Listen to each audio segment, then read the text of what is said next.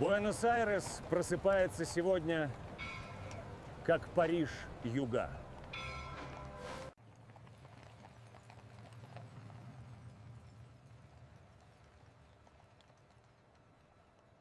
Alrededor del año 1880, Buenos Aires ya se había transformado en una de las ciudades más prometedoras de Sudamérica. Una metrópolis moldeada por la inmigración masiva, el crecimiento económico acelerado y una ambición urbana que parecía no tener límites. La población se había más que duplicado en tan solo 2 décadas, impulsada por la constante llegada de europeos en busca de oportunidades en una tierra que prometía prosperidad a quienes estuvieran dispuestos a trabajar. En las décadas siguientes, la ciudad sería completamente remodelada, sus antiguos barrios demolidos para dar paso a amplias avenidas inspiradas en París, y su puerto ampliado para recibir los barcos que conectaban Argentina con el mundo. Era una Buenos Aires en efervescencia, donde se amasaban fortunas a una velocidad impresionante, donde especuladores e inmigrantes coexistían en las mismas calles que pronto serían pavimentadas e iluminadas. En este video, utilizo herramientas modernas de inteligencia artificial para dar vida a pinturas, mapas y grabados históricos de la época, cambiando las perspectivas, alterando los ángulos de cámara y recorriendo estas escenas de maneras que sus artistas originales jamás habrían imaginado. El objetivo no es solo mirar el pasado, sino adentrarse en él, recorrer sus calles como eran e imaginar cómo habría sido estar aquí, respirando el aire de una ciudad que definió su identidad entre la herencia colonial y las aspiraciones cosmopolitas. Y si se quedan hasta el final, compararemos estos mismos lugares con su aspecto actual para ver qué ha conservado el tiempo y qué ha transformado. Antes de pisar Buenos Aires en la década de 1880, vale la pena mirar atrás y comprender cómo comenzó esta historia. Esta pintura representa la ciudad colonial tal como era en el siglo anterior, aún pequeña y concentrada en torno al fuerte original que protegía a los colonos españoles. Era una Buenos Aires de calles estrechas dispuestas en dameros, casas bajas de adobe, donde el río de la Plata se extendía como un mar infinito y la verde pampa se perdía en la inmensidad. Unos cientos de familias vivían entonces dentro de las murallas, criando ganado en tierras que parecían ilimitadas, sin imaginar que sus sencillas casas algún día serían el núcleo de una de las ciudades más grandes de América. Los comerciantes intercambiaban cuero y cebo con los barcos que llegaban de Cádiz, mientras que los contrabandistas ofrecían productos manufacturados, estableciendo las rutas comerciales, que más tarde convertirían a la ciudad en un puerto próspero. Este grabado muestra la Plaza de Mayo, tal como era a finales de la década de 1870, ya transformada en el centro cívico de la nueva capital nacional y el corazón político de una república que intentaba consolidarse tras décadas de guerras civiles. Al fondo, la Casa Rosada, aún en construcción, con sus paredes rosadas definiendo ya lo que se convertiría en el símbolo visual del poder presidencial argentino. Era un edificio ambicioso para una nación joven que combinaba estilos arquitectónicos europeos en un intento de comunicar al mundo que Argentina había llegado para quedarse. La plaza bullía durante el día con la actividad de una ciudad en crecimiento exponencial, donde políticos de todas las provincias debatían el futuro de la federación, y comerciantes negociaban contratos multimillonarios basados en la exportación de carne y granos a los crecientes mercados europeos. Elegantes carruajes transportaban a ministros y senadores a reuniones que definirían las políticas económicas, mientras que los vendedores ambulantes ofrecían periódicos y productos locales a los transeúntes. Fue aquí, en esta plaza de tierra rodeada de edificios en construcción, que Buenos Aires mostró al mundo su nueva identidad. Ya no era una ciudad colonial perdida en el extremo sur del Imperio Español, sino la orgullosa capital de una república moderna, próspera y llena de posibilidades. Esta imagen muestra el antiguo Cabildo, testigo silencioso de los momentos más dramáticos y decisivos de la historia argentina. Fue en este edificio colonial, con sus características arcadas y campanarios, donde los revolucionarios de Mayo se reunieron en 1810 para declarar la independencia de la corona española e iniciar el proceso que conduciría a la creación de la Argentina moderna. Alrededor de 1880, sus arcadas coloniales de piedra y cal contrastaban marcadamente con la arquitectura europea de inspiración francesa e italiana que comenzaba a dominar los edificios del centro de la ciudad, creando una tensión visual que reflejaba la propia tensión cultural de una nación dividida entre sus raíces hispánicas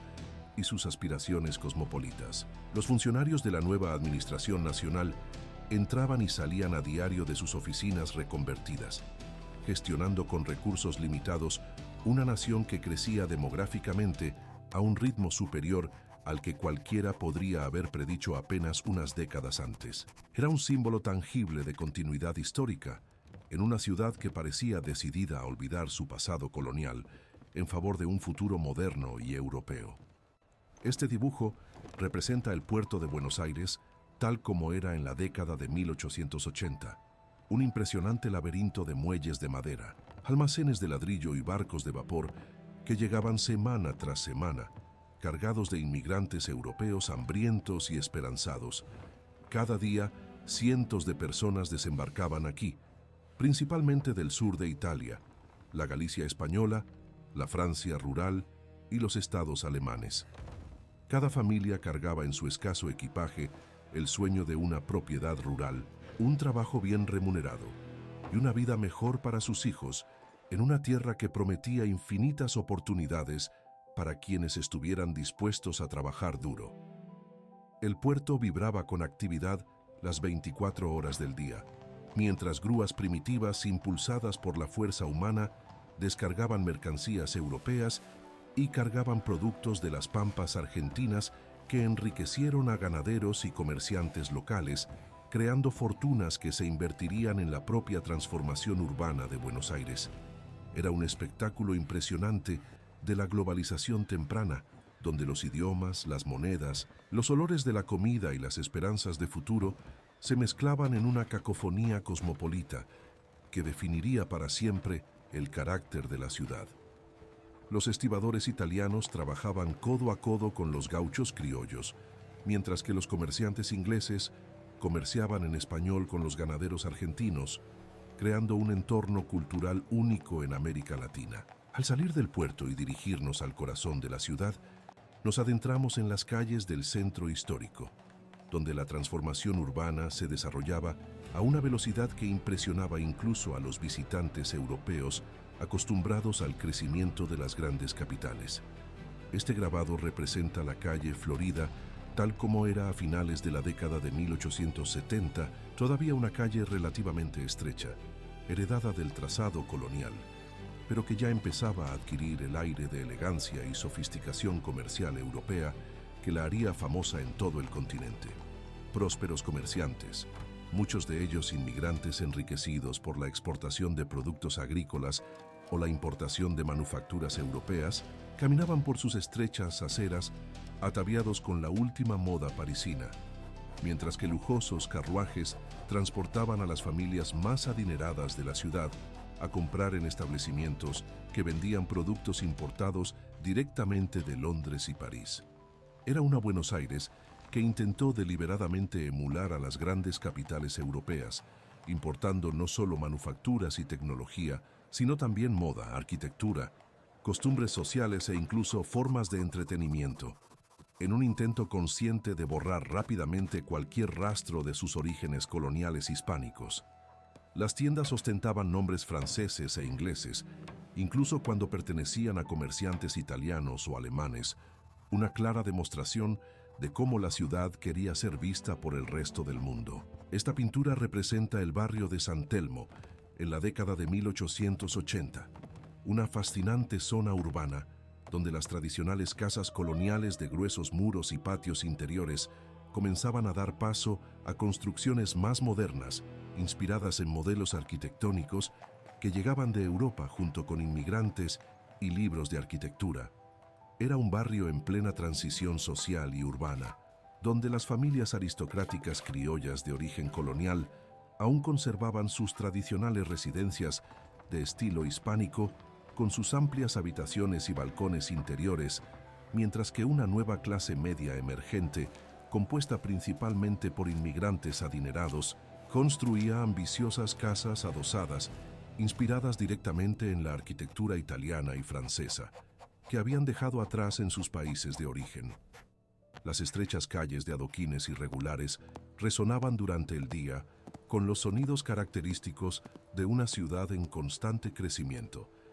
y sin una planificación clara, donde carretas cargadas de materiales de construcción competían por espacio con vendedores ambulantes, niños jugando y mujeres cargando agua, creando una sinfonía urbana única donde el antiguo mundo colonial y el nuevo mundo cosmopolita coexistían en una armonía no siempre pacífica. Era posible caminar una cuadra e ir del Buenos Aires del siglo XVIII directamente al Buenos Aires que quería convertirse en París, en una transición arquitectónica y social que reflejaba a la perfección las ambiciones y contradicciones de una sociedad en rápida transformación.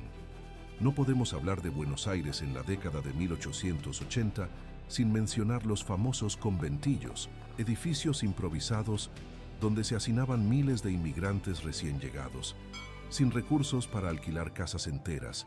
pero necesitados de refugio mientras buscaban trabajo y se asentaban en su nueva tierra.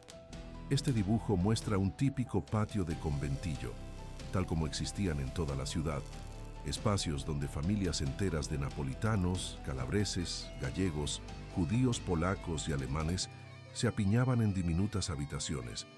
cada grupo trayendo consigo sus tradiciones culinarias, sus idiomas, su música, sus costumbres religiosas y la esperanza de un futuro mejor para sus hijos nacidos en suelo argentino. Fue aquí, en estos estrechos patios donde decenas de familias tendían la ropa y los niños jugaban, mezclando idiomas, donde nació el verdadero crisol de culturas de Buenos Aires. Un crisol cultural único en Latinoamérica, donde los napolitanos aprendieron a cocinar con especias traídas por los sirios, donde los gallegos tocaban la gaita mientras los alemanes bebían cerveza, donde los judíos sefardíes conversaban en ladino con criollos que hablaban guaraní mezclado con español. Fue una mezcla social y cultural explosiva que crearía en las décadas siguientes una identidad urbana completamente nueva, fusionando música, gastronomía, acentos y tradiciones que darían origen no solo al tango, sino a toda una cultura urbana específica que haría de Buenos Aires un lugar único en el continente. El conventillo era escuela, teatro, restaurante y centro comunitario a la vez, un espacio donde se aprendía a ser argentino sin dejar de ser italiano, español o alemán. Este grabado muestra la Avenida de Mayo aún en fase de planificación en las oficinas de urbanistas y arquitectos de Buenos Aires, una de las obras más ambiciosas y simbólicamente importantes de la gran modernización que transformaría a Buenos Aires de una ciudad colonial a una metrópoli europea. Alrededor de 1880, la avenida era solo una idea en el papel, líneas dibujadas en mapas de la ciudad existente, pero una idea que representaba a la perfección todo lo que Buenos Aires quería ser, una legítima metrópolis europea trasplantada al corazón de Sudamérica, capaz de competir en elegancia y grandeza con los Campos Elíseos de París o la Gran Vía de Madrid. Cuando finalmente se construyó en las décadas siguientes, sería una avenida impresionantemente ancha para los estándares de la época, flanqueada por grandes edificios de estilo francés y español que conectarían simbólicamente la Casa Rosada del Poder Ejecutivo con el futuro Congreso Nacional del Poder Legislativo, en una clara demostración urbanística de que Argentina había madurado políticamente y estaba lista para mostrar al mundo sus credenciales republicanas. Se trataba de un proyecto que exigiría la demolición de manzanas enteras de la zona colonial, borrando deliberadamente las huellas del pasado hispánico en favor de un futuro cosmopolita que atrajera la inversión europea y consolidara a Buenos Aires como el París de Sudamérica, dejando atrás el elegante centro de la ciudad y encaminándonos hacia las productivas afueras, nos dirigimos al barrio de Barracas, donde se concentraba gran parte de la naciente actividad industrial que convertiría a Argentina en una de las economías más prósperas del mundo en las décadas siguientes. Esta imagen muestra los famosos frigoríficos que procesaban carne destinada a la exportación a los crecientes mercados europeos, establecimientos industriales que representaron una de las principales y más lucrativas fuentes de riqueza en Argentina en la década de 1880. Trabajadores de decenas de nacionalidades diferentes trabajaban largas jornadas en condiciones difíciles y a menudo peligrosas, pero recibían salarios que, si bien bajos para los estándares urbanos, eran considerablemente mejores que los que podían esperar razonablemente en sus países de origen, asolados por la pobreza rural y la falta de oportunidades económicas. Fue aquí, en estos galpones industriales ruidosos y mal ventilados, donde se forjó el proletariado moderno de Buenos Aires. Una clase trabajadora cosmopolita, organizada, políticamente consciente y cada vez más combativa, que aprendería a defender sus derechos mediante huelgas y manifestaciones que marcarían la historia social argentina. Los frigoríficos eran símbolos perfectos de la modernización económica argentina: tecnología europea, capital inglés, mano de obra inmigrante y materias primas pampeanas se combinaron para crear riqueza que se reinvertiría en la transformación urbana de Buenos Aires. Esta pintura muestra la Recoleta tal como era en 1880, todavía un barrio predominantemente semirural y aristocrático, donde las familias más adineradas y tradicionales de la ciudad construían sus elegantes residencias de verano para escapar del calor y el bullicio del centro urbano durante los meses más calurosos del año. Era un lugar genuinamente bucólico y tranquilo, salpicado de amplios jardines cuidadosamente planificados, granjas productivas y casas dispersas entre pequeños terrenos y extensas parcelas que ofrecían privacidad y contacto con la naturaleza en una época en que esto aún era posible a pocos kilómetros del centro de Buenos Aires. Unas décadas más tarde, esta misma zona se convertiría en el barrio más elegante, caro y europeo de todo Buenos Aires, pero en aquel entonces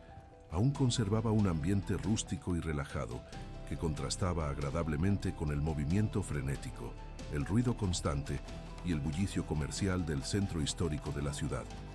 Era común ver jinetes galopando por senderos polvorientos, familias haciendo picnics a la sombra de árboles centenarios y niños jugando en los jardines donde, décadas después, se erigirían mansiones inspiradas en la arquitectura francesa. Los caminos de tierra que conectaban Buenos Aires con el interior de la vasta provincia fueron cruciales para el desarrollo económico de toda la región y para la integración nacional que permitiría a Argentina consolidarse como un país unificado. Este dibujo muestra una típica carreta de bueyes cargada con diversos productos de la fértil pampa, que llegaba a la ciudad tras días o incluso semanas de lento viaje a través de las llanuras aparentemente interminables que rodeaban Buenos Aires por todos lados. A través de estas rutas primitivas pero esenciales, llegaban regularmente a la ciudad cuero procesado, carne salada, lana de oveja, granos y demás productos rurales, enriqueciendo progresivamente a los comerciantes de Buenos Aires y financiando directamente la espectacular transformación urbana que se desarrollaba a una velocidad que impresionaba incluso a los visitantes europeos acostumbrados al crecimiento de las grandes capitales industriales. Las carretas de bueyes eran verdaderas caravanas que conectaban la cosmopolita ciudad con el interior de Argentina, trayendo no solo productos, sino también gente, noticias, tradiciones e influencias culturales que contribuyeron a definir el carácter único de la capital. Ahora, quiero traerlos al presente y mostrarles cómo lucen estos lugares hoy. Tras más de un siglo de transformaciones que han transformado por completo la ciudad, pero conservando elementos importantes de su identidad histórica. Gracias por estar aquí. Y si tienen ideas o sugerencias para futuras ciudades que les gustaría ver exploradas en este mismo formato, compártanlas en los comentarios. Comencemos este viaje a través del tiempo. Este grabado muestra la Plaza de Mayo tal como era en 1880, con la Casa Rosada aún en construcción y sus famosos muros rosados que ya definían la identidad visual del Palacio Presidencial, mientras que el Cabildo Colonial dominaba majestuosamente un lado de la plaza con sus históricas arcadas. Hoy, más de un siglo después, la misma plaza mantiene su función central como corazón cívico de la nación argentina, pero ahora rodeada de edificios mucho más altos y modernos, que sirven regularmente como escenario de manifestaciones políticas de todo tipo, importantes celebraciones nacionales y reuniones populares que definen el ritmo de la vida política argentina. El Cabildo sigue allí, cuidadosamente restaurado y convertido en un museo histórico que conserva la memoria de los primeros tiempos de la independencia. El antiguo puerto de Buenos Aires, donde miles de inmigrantes europeos desembarcaban a diario, cargados de esperanzas y proyectos de vida, se transformó por completo a lo largo del siglo XX, volviéndose irreconocible.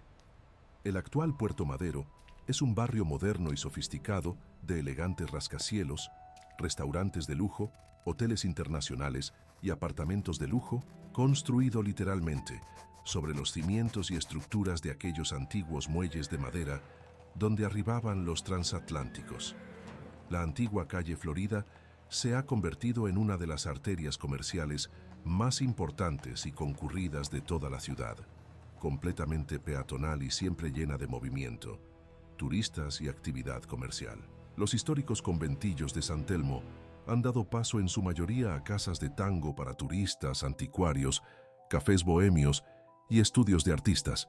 pero el barrio ha logrado mantener su encanto nostálgico, su arquitectura colonial y sus estrechas calles adoquinadas que aún resuenan con los pasos de quienes las transitan. La famosa Avenida de Mayo, que era solo un sueño en los planes urbanísticos de la década de 1880, se ha convertido en una impresionante realidad y sigue siendo una de las avenidas más importantes de Buenos Aires, conectando los poderes ejecutivo y legislativo. Recoleta ha dejado de ser semirural para transformarse en el barrio más sofisticado de la ciudad, famoso por su cementerio histórico y sus elegantes cafés. Los frigoríficos de barracas han desaparecido, reemplazados por barrios residenciales, pero Buenos Aires mantiene su tradición como centro exportador. Es fascinante observar cómo una ciudad puede transformarse radicalmente manteniendo elementos de su identidad original. Agradezco mucho que hayas visto este recorrido por la Buenos Aires de la década de 1880.